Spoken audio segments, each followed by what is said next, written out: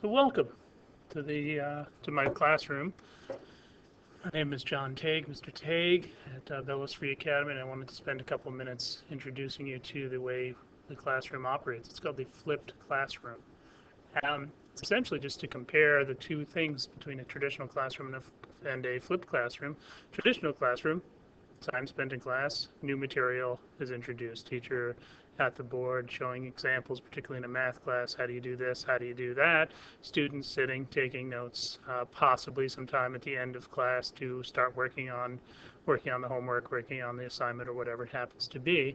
And then homework was to practice with those concepts that that you learned in class. In the flipped classroom, obviously what we do is we flip that around. So the homework time is when new material is introduced via video like this one, and we spend our time in class practicing with new concepts. So essentially what we've done is we've flipped around the way things operate.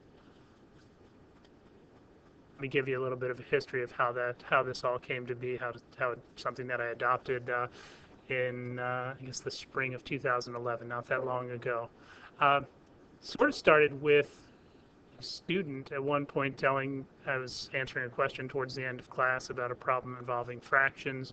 We were short on time, and essentially what the student says, oh, never mind, I'll just look up how to do it on the internet.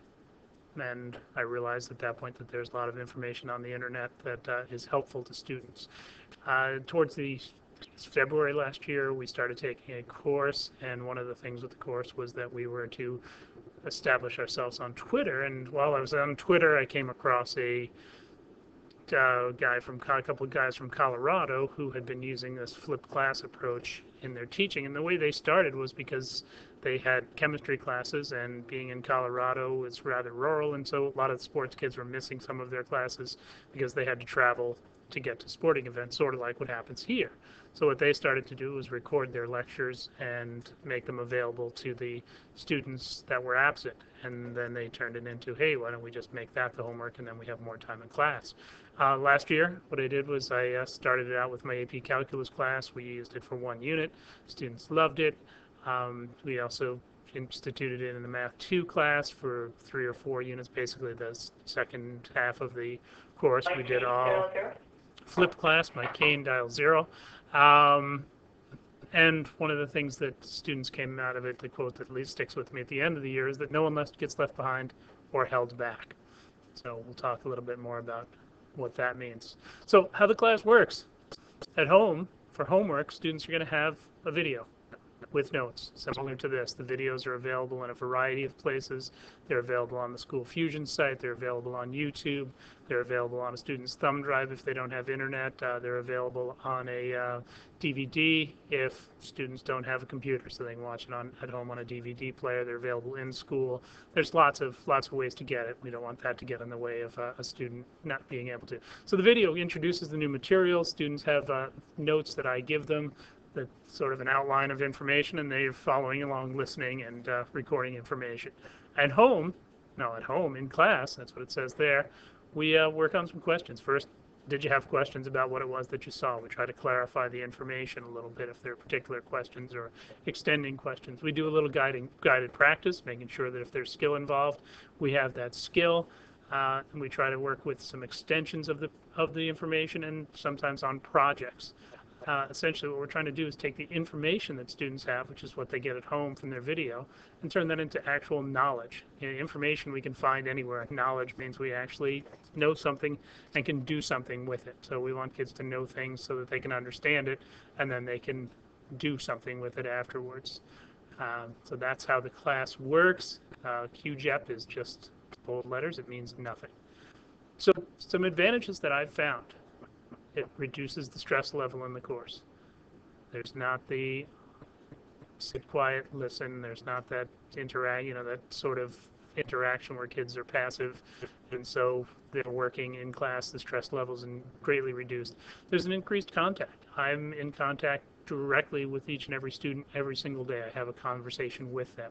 When I was spending the time in the beginning of class lecturing, you might catch a few kids, depending on how much time it was, The squeakiest wheels maybe got the grease, but with this, every kid gets contact every single day.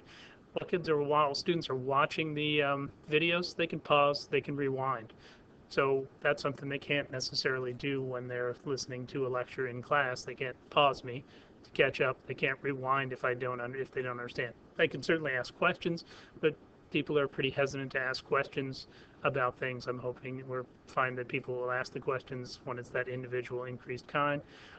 Help's available when it's needed. When kids have questions on their work, I'm there. I can help them.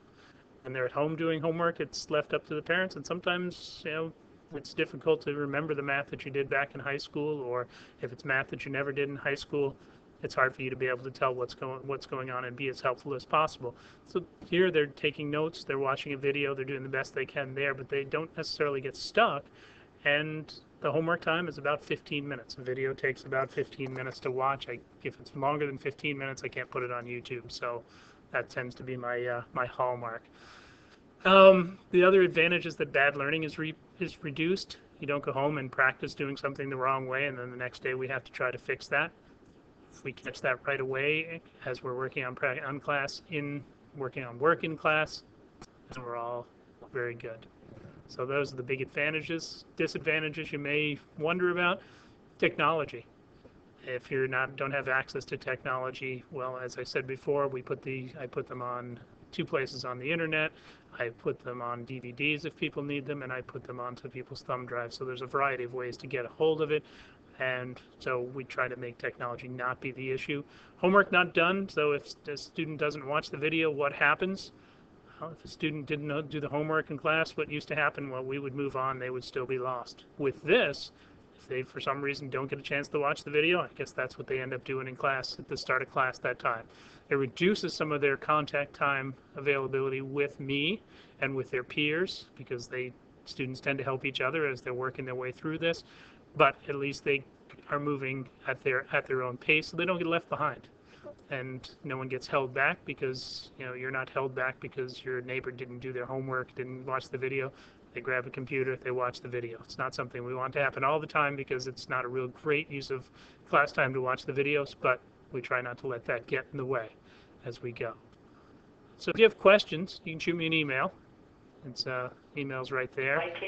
You can give a phone call to either Mike Kane at dial 0, or you could just call me at 849-6711.